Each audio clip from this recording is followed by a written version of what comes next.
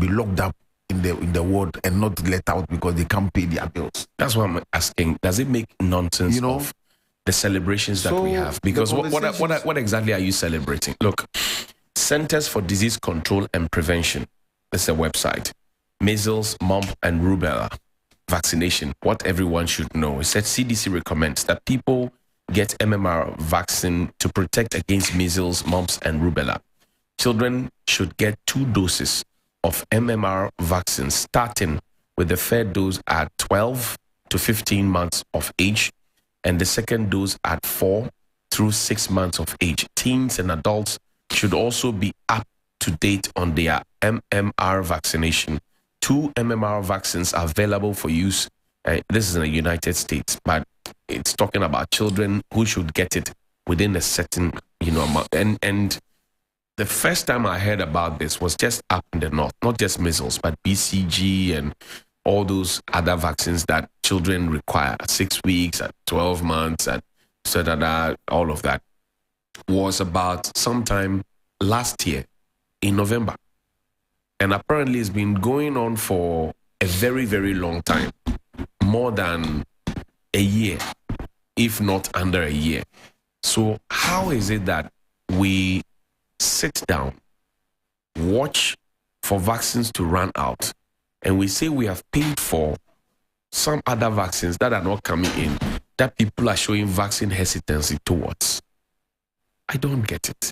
You want to have breakfast, or you want to eat bread, and you have your cocoa or your tea, but you don't have bread, and then you instead go and buy aglikaklu to come and put down for the next day, and then you don't have money for bread, and you think that everything is okay. It is not okay. So the things that I put on the table are very basic things. As I keep saying on this show, we are not asking for much. We are not asking for bread and bacon and tea and everything in the morning. We're just asking for the basic things of life: health, shelter, and if you like, some good macroeconomic environment so that we can just go about our duties and our lives. So if at the end of the day we have $81 million, was it? Yes. To throw $81 million for vaccines that never came. To throw into the COVID vaccines.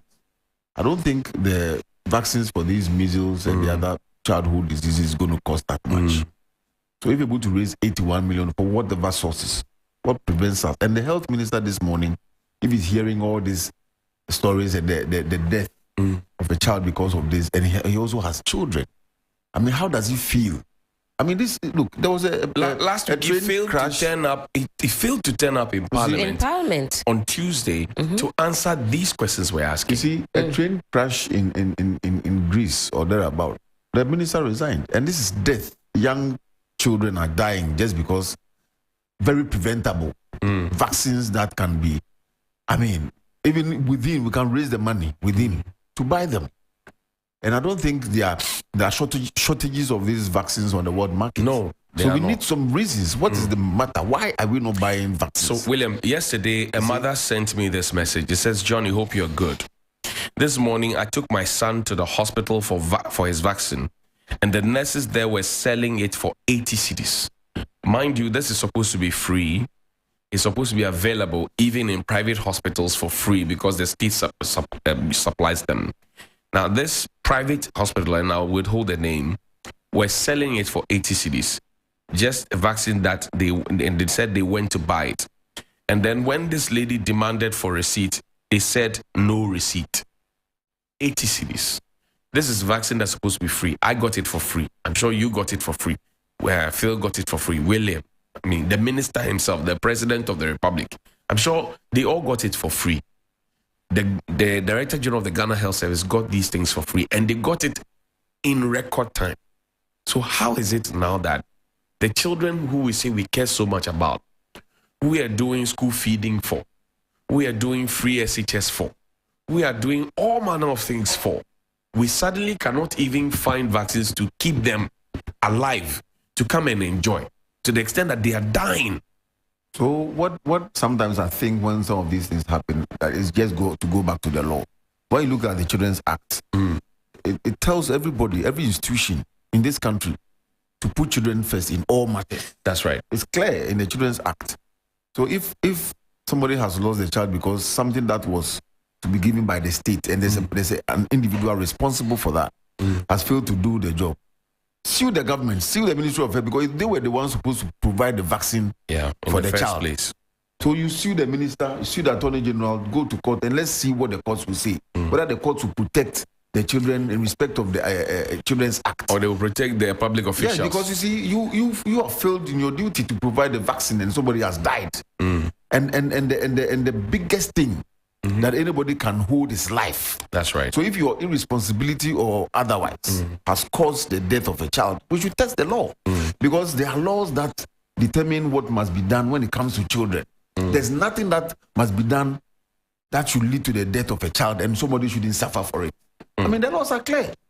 So I'm saying that if somebody has lost a child, we have lawyers who do pro bono services. We have legal aid and so on. So you don't have to always pay for legal services. You go to legal aid board, get a doctor, and sue. You sue the Minister of Health, you sue the Attorney General. Look, I've lost my child because Minister of Health or the Ministry of Health failed to vaccinate my child at this age, and it is clear that there's a policy. You didn't do it. So, court. Can we also hold the Ministry of Gender, Children and Social Protection accountable? Because in all of this conversation, we're just interested in the Ministry of Health and asking the minister to come forward. Forget about Ajua Safu, who was AWOL for more than a year. President sat and watched. We had a caretaker minister. Now we have a substantive minister, I think. Or if she has not been approved. But I think of course. We have a substantive minister who was the deputy. Can we hold them accountable? Yeah, so if we say, can we, you see, in the law, you have to make sure that you pick the right person to sue. That's right. If you are not careful and go and pick the wrong person to sue, you go and they'll just because of that, they will just, but it's a health issue, so I would want to put that at the doorstep of the health minister. So that when we go, say, look, I'm coming on the Children's Act. It says in that section so and so and so. But then everybody must do well, William, to take the child in any matter. William, if I go back to what you have said maybe a week or two before, you're saying that ministries must work together, and they must not operate in silos. So the Ministry of Gender, Children and Social Protection, even by nomenclature, is supposed to be interested in the welfare of the child. I agree, but I'm just saying that you can jointly sue them. You can sue the health ministry. That's why sue the attorney general, sue the gender ministry, and then let them come and respond. And when I made that statement, when I made that statement last week, I also sought clarity on the use of can. Of course, you can. As you said this morning, why can't you? You can put gender ministry together with attorney general and the Minister of Health. And I'm saying that going forward, if you look at the matter of health, there's a certain ministry, there's a certain minister. So I would advise that you go with him and the Attorney General. But ask Johnnie, can you? Why can't you? You can. I mean, we should begin to do some of these things. And a matter of legal technicality, as William is saying, you obviously first have to identify who your claim is against. That's always at the basis. But in terms of whether or not socially we should be asking questions of the Ministry of Gender and Social Protection, absolutely, especially with the timeliness of communiques. I'm not sure if they've spoken up, if they've acknowledged what's going on and have indicated that they have a keen interest and will also follow up. If something like that exists, then I'm on the back foot. But for example, when we saw the Kulpi boys in 2021 sodomized by a teacher, it was before 2021. Before 2021, Christopher Marco broke that story. Yes. I followed it for more than a year before it was done. It was under Cynthia Mamle Morrison. That's right. Went to Ajua Safo. They were quiet about it. And the silence was deafening. And Cecilia Abnadapa didn't say. So I had to follow it. Put Natoma, that was the guy's name. Put picture up there, Utabel Natoma. I followed it through until the guy was killed. In fact, even money to get the children to be tested to ascertain whether or not he was sodomized was a problem. In fact, donor agencies had to, I think, ultimately swoop in and provide counseling for these young, and the rest. Yes, for these young boys to enable them to be reintegrated back into society and to go to school. A lot of them didn't want to go to school. So time after time, we see this deafening silence on important issues. In fact, we talk about communication an awful lot on this show. We've talked about the bloated size of government. They've got some 15 comms directors or maybe more, give or take a few. Where are they when we need this information timely, sharp, so that we too can make informed decisions on whatever is happening, so that some private hospitals are now even selling it. Yeah. The saddest point is that, look, you mentioned donor agencies. Why would we leave the vaccination of our children in the hands of donors? No, so you see, basic things. But you see, malaria control program funded by donors. In some of those things, funded by donors. In some of those things, there's joint funding. So that because we've signed on to certain bilateral pacts and certain international treaties, we are to benefit from some of those things. So your country will have to provide a certain quantum of what is required, and then the state will provide. What I think is happening in this case, because this is like polio is global and the world is fighting it, WHO is fighting it.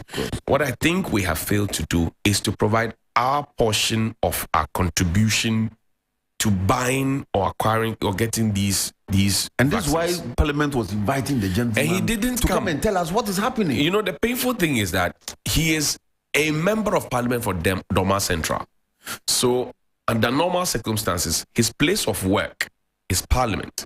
He's supposed to be there when Parliament is sitting, unless he has some other assignment at the ministry or somewhere else. If he was pre-informed that he is supposed to appear on Tuesday, the first working day for Parliament in the week, and he failed to attend, and Parliament has been silent about it, then we have questions to also ask of Parliament, and to ask the Minister for Health if he goes to work at all in the House of Parliament. Because we can't have people who have benefited from the system in the past are still benefiting from the system today, will still take ex gratia in 2025, misbehave publicly like that, and keep quiet as if nothing's happening. Look, this same minister, there's issues about snake serum. Procurement of snake serum with him.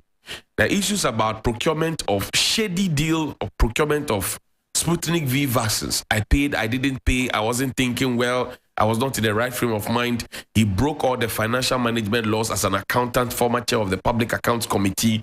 He's walking free. Same minister, procurement, Zala plenty. Same minister, same person. And this was a man who was touted as somebody who was an accomplished accountant who was coming to balance our books at the ministry to make sure that every dime was spent. You asked John, he will even add another another mandate to his list. You know me, we've settled that as brothers. So. You just have to agree to disagree about his extra. No, let's not giving that up. Johnnie.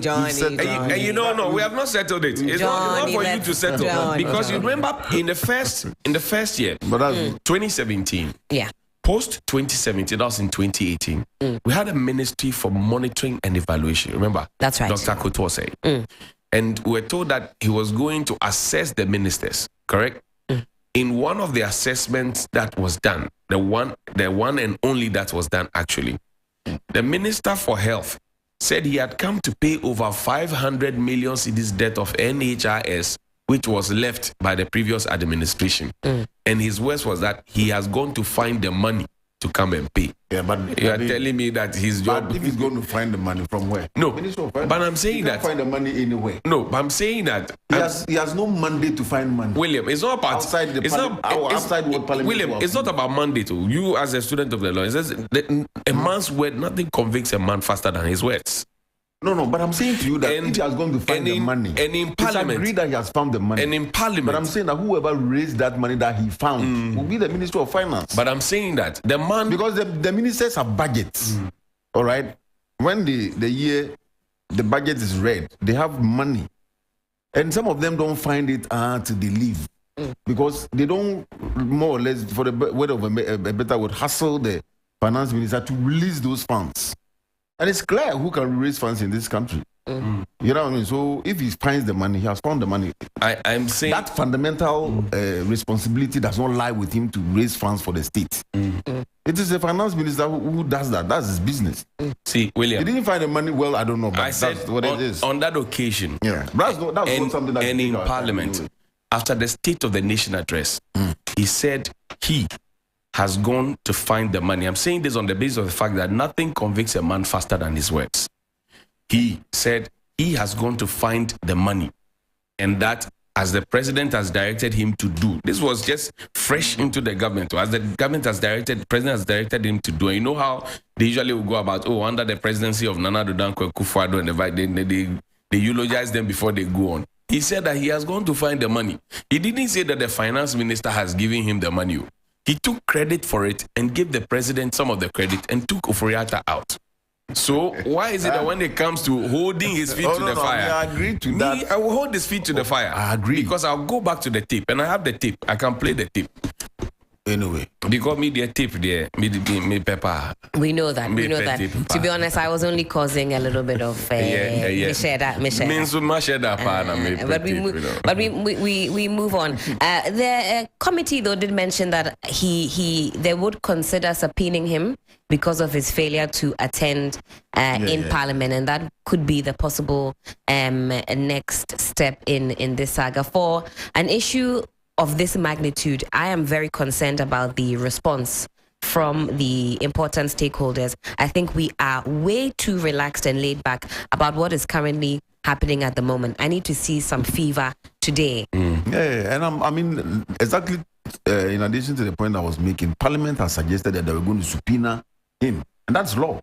So if his ministry's irresponsibility and his inaction have led to the death of a baby or a child, I think that the parents should sue the ministry and the attorney, because it is vaccination and the lack of it that led to the boy's death. That's right. And this is preventable. So if he didn't have, as my friend Johnnie will say, if he didn't have the money, he should have come to Parliament, because it's only in Parliament that you can raise public funds. That you can tell them that, look, the time is up. We don't have the money, so we don't want any child to die. So because in other instances, we've seen you rush to make decisions because you said time was of the essence. Thank you. And that the situation called for it. This is I don't see what is of more urgency than Ghanaian lives. Exactly. So he should come again. So where the state does not put the life of the people in the middle, these are the things that will happen. These are the things. We know how to bring the economy back, but we don't know. We have to bring human back. Yes. Now human lives are dying. And we actually do not. Anyway, I mean, when it comes to children, I think this government hasn't done well at all.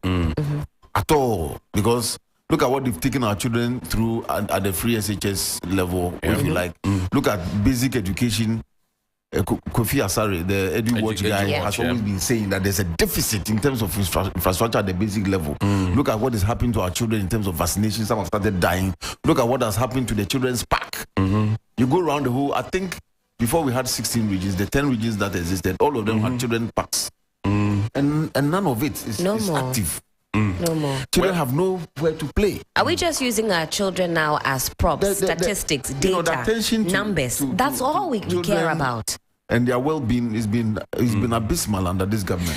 Well, even the minister in charge of children, look at the way she was misbehaving. She vanished. And she has come back, and as if nothing has happened, she's back at post. In fact, if you talk about Adjo Asafo, I get emotional because don't cry today. Kennedy Japan told us that he was sent with 124,000 to go and pay into her account. For what, we don't know. We don't know if it was cedis or dollars. Kennedy Japan wants to be president, and former Chief Justice is asking for accountability. I think that it would do him a lot of good to be answering that question, and for Adjo Asafo to clear the air whether she got the 120 or not, and was that appearance fee for disappearing and wanting her to appear. Also in that particular tape, he said, we're hoping that we'll have brought her in a private jet, and that the chief of staff actually went in a convoy to her home, knocked on the door, stayed in front of the door, and she never refused to come out. These are very, very damning. She refused to come out? Yes. Kennedy Japan said all of it on Asati Radio. He said because he said she never refused. And she refused to come. Yeah. Sorry, I got that mixed up. Now, if we have such money to spend on all these things, private jet, 120,000 appearance fee, whatever it is, convoy, fuel, everything that comes along with it, and we can't find vaccines for our children, there's a problem with us. And you know what you've said also fundamental problem. I was reading something just when we had the break. Political influence is a very hot commodity. Yeah, very. And if you're able to cultivate it and sell it well, you make a lot of money. And that's what all governments should guard against. Because these monies that you are talking about, it is coming from people who have political influence. At the end of the day, we were here when we heard people selling invitation to the presidency for some money, dollars and stuff like that. That's how we waste the money. That's how we waste money, and we create inflation in the system, because monies that are not accounted for in terms of production comes and is chasing fewer goods, then we have inflation. This 120,000, so and so and so. All the monies that, how do we account for those monies? Because as soon as you mention such monies in the US, they will come after you. Yeah. Come and ask, how did you make that money? How did you make it? Someone who's saying, me could take away 40 million, me could take away 4 million, then we don't investigate anything, and we want just few dollars or cedis to buy vaccines for children we don't have. But people with huge political influence will come and flaunt it, and then we don't ask questions. You know, so, well, I don't know. It's 7 minutes after 8 here on 3FM 92.7. Let's talk about John Mahama a bit, because we know that he launched this campaign yesterday in the Volta region, the NDC stronghold. What has he been saying? Listen. The payment of ex gratia to members of the executive under Article 71 will be scrapped. And the necessary constitutional steps to abolish that payment will start in earnest in 2025. We will also begin the process of persuading the other arms of government other than the executive to accept the removal of these ex gratia payments. That's John Dramani Mahama in the Volta region yesterday. Question is that, so will the people in government now, the MPP government and the parliamentarians and the MMDCs and all who are beneficiaries of Article 71, will they be giving the Council of State, will they be giving their ex gratia in 2025 when they leave? Because if John Mahama wins power in 2024, December, and is sworn in on the 7th of January 2025, he will have some time, because he rightly mentioned that the legal processes will be kickstarted in earnest. So he admits that you have to go through a certain process. It's not only the NDC that will be in Parliament in 2025. And if people have served between 2021 and 2024, they would expect that you will give them what is due them, like you're giving to the people before them. So how soon is he able to get this legal processes sorted out or issues ironed out to be able to agree with the people who must be agreed with that ex gratia must be a thing of the past? For me, that was missing in the conversation, because timeline is also important. If you say you will abolish it and you wait until you're about to leave office and then you kick it out, people will still have benefited from ex gratia under your watch. And that, for me, is the question that we must ask John Dramani Mahama to perhaps come again and answer to us. So the Article 71 office holders include the President, Vice President, Speaker of Parliament, Chief Justice, Justices of the Supreme Court, Members of Parliament, Ministers of State, political appointees, and public servants with salaries charged to the Consolidated Fund, but who enjoy special constitutional privileges. Well, at the time that he was speaking, and by the time that if he wins, we take over the reins of this government, this country, the pronouncement can be made. But he has made the point that he's going to target the executive first. Right. And the legal processes will kick in. I'm sure it will go to Parliament. That's right. And when his party is likely to have majority in Parliament, I think the whips will do the needful. Is Article 71 an entrenched clause? No, it's a constitutional, because the Constitution must be amended. you know, for him to say that, other than that, somebody can challenge him on the law. I'm asking that because entrenched clauses will require a referendum. No, I mean, I don't think it's entrenched. So if it's not entrenched, then if he has the majority, I mean, in cases like that, you would need 2/3 majority. Yeah. So it's not entrenched. It means that 2/3 majority, you need some people from the other side of the aisle to also join you to make that decision.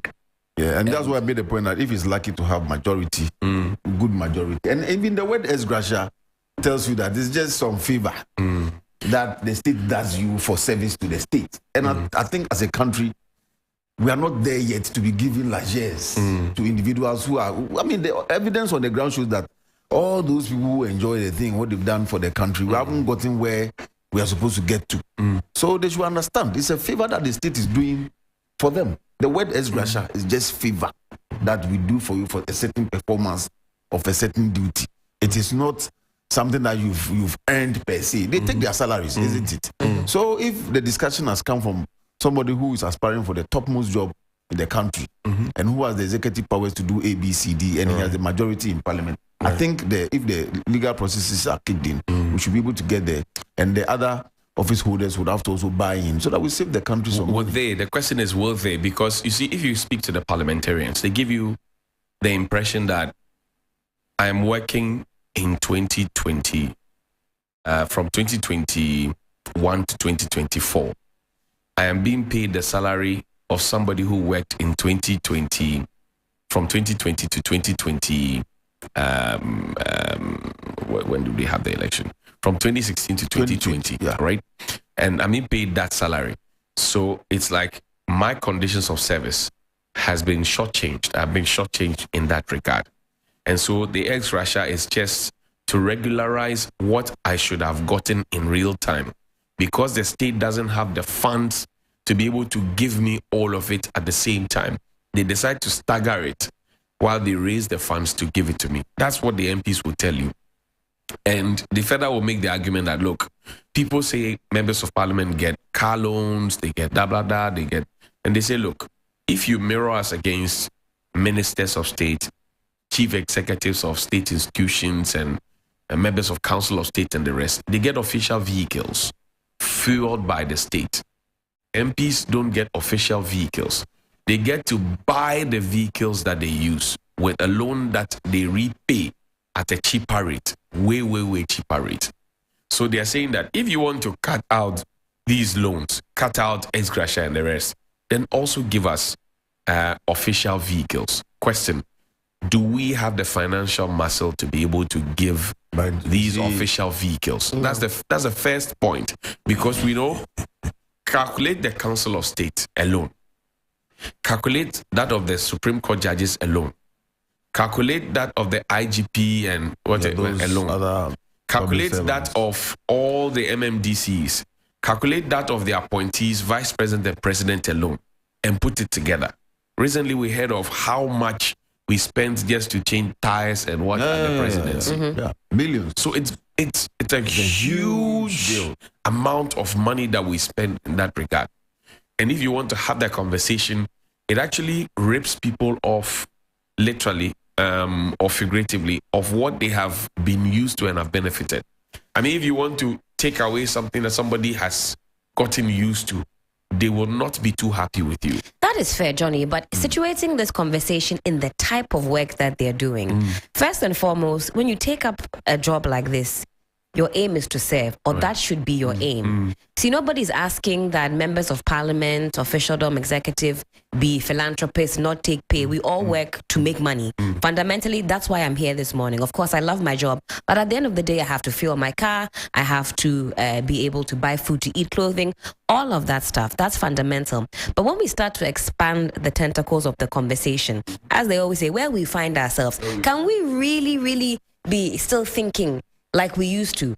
You have to start to change your mind when you are presented with new information. And the new information we have is we are broke. So the things that we used to do, we can't do. As an individual, you find that times are hard. Maybe you used to go to the nightclub 6 nights a week. Now your pocket can afford only 1 night a week. You do that because you recognize your surroundings. But here, when it comes to the only time I really see MPs united, or officialdom united, when it comes to touching their pay or their benefits, or that one, they come together, they band together as a united front. But I think if we're really saying that they are here to serve, we have to start to really reassess our thinking and our minds. See, when the government of the day announced that members of the executive and all appointees of the government were going to take 30% salary cut, and then the Council of State subsequently came to say they were also willing to take 20% cut of their allowances, I asked questions.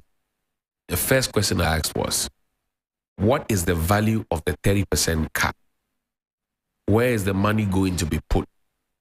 And if they even cut their 30%, a chief executive who earns about 60,000, 70,000 per month, with all the allowances added, which could be rounded up to about 80,000 a month. If they're cutting 30,000, how is that supposed to make meaning to the university professor whose full salary for the month will not be even up to the 30% that has been cut? Because if a Council of State member is earning 28,000, allowance, not salary, and allowances are not taxable. Allowances, 28,000 and more per month for giving advice to the president who decides to take the advice or not. And they don't meet every single day. They don't go to work every single day. They meet at least twice or thrice in a whole year. And they are supposed to be taking 28,000 cedis allowance. That's not taxable. And you're asking the university professor who has to do research, who has to teach, who has to do other jobs. They say, oh, come and sit on this committee, professor, because of your expertise and all of those ones. If you ask that professor what he thinks about a Council of State cutting their allowance by 20%, which will be far bigger than their 6,000, 7,000 or 9,000 that the professor takes for a full month of work, supervising thesis, bad English, marking bad English and everything else, it will not make sense to them. That's the first point.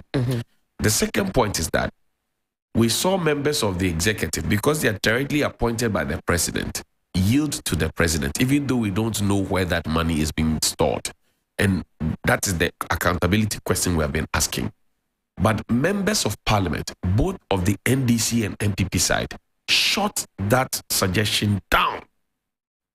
And they said they were not going to take a pay cut. Recently, at the vetting, Dr. Stephen Amwa, he said if Atufosi will cut his salary, he will cut his. So that sacrifice, that sense of sacrifice that we are being pressed to give back to the state, we don't actually feel that in officialdom. And the former Chief Justice was so right yesterday at the University of Ghana when she made mention of the fact that, look, we have become, what word did she use? Is it resilient, or to use a certain word? I don't remember. She said something. Look, maybe we'll listen to it. As a country, our development has been checkered. At times rapid, at other times truncated, sometimes slow, but never entirely derailed. But yes, we've never been derailed because there's also the resilience. It could be that sometimes this resilience may be seen as apathy or cowardice, but resilience all the same. Whether it's suffering quietly or just hoping in the future that this too shall pass and we will continue and we can make it better thereafter. That was the former Chief Justice. She said resilient. That's the word she used. So now we've become resilient. Yeah, but I mean, I'm going back because officialdom is not cutting down. Yeah, you see, the MPs, we also know that majority of ministers come from parliament. So they are those who are ministers are also getting something from their ministries or from their work as ministers. So whatever it is, the call by the former president should go for everybody. Well, the point I make is that, look, we don't have the money to sustain that kind of lifestyle.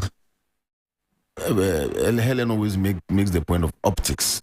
Right. They make it look as if Ghana is okay, and by the way they live. You know, when an MP or a minister is coming to a place, the way they come, their cars are zooming in, their conditions are blasting.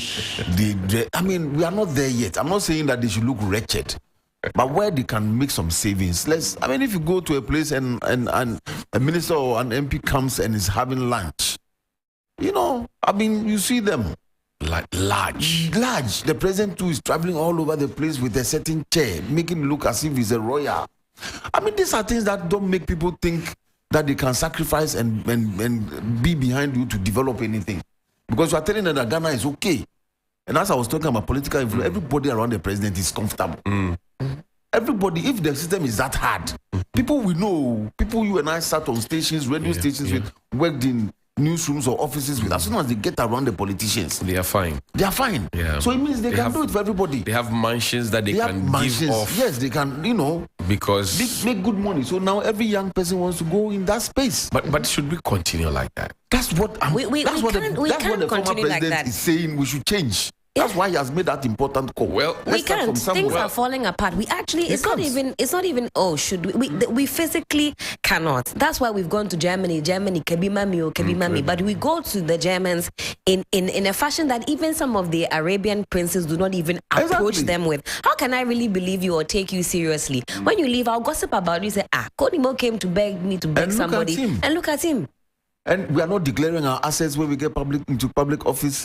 And then we get out of public office with amassed wealth. How do we even check what we have got out of? William, even the declaration of assets, which is supposed to be mandatory and a prerequisite before you get to serve in public office. We now know that some ministers of state have actually refused to declare their assets. And the appointing authority, who is the president, is watching on. The president has declared his assets. How is it that his agents, because he's the principal, his agents are not declaring their assets? Some have not. They have refused to declare it. And he's watching. If I were the principal, I would have sacked them because I have led by example. What are you waiting for? You see, and it bounces back to what William is saying. People do not see that kind of sacrifice, and they think that the easy way to make it is through the political space. So you find that the quality of debate is affected even in parliament. And I was saying the other time that if you go back to the first parliament, the JH also champions the names, the big names that you could find in the first parliament, second parliament. In this parliament, and all apologies to them, but subsequent parliament, you've had the conversation. Sometimes it goes round and round and round, and you're not seeing a certain quality in the thing that's happening. So we're going down as a country. We are seeing that we are going down.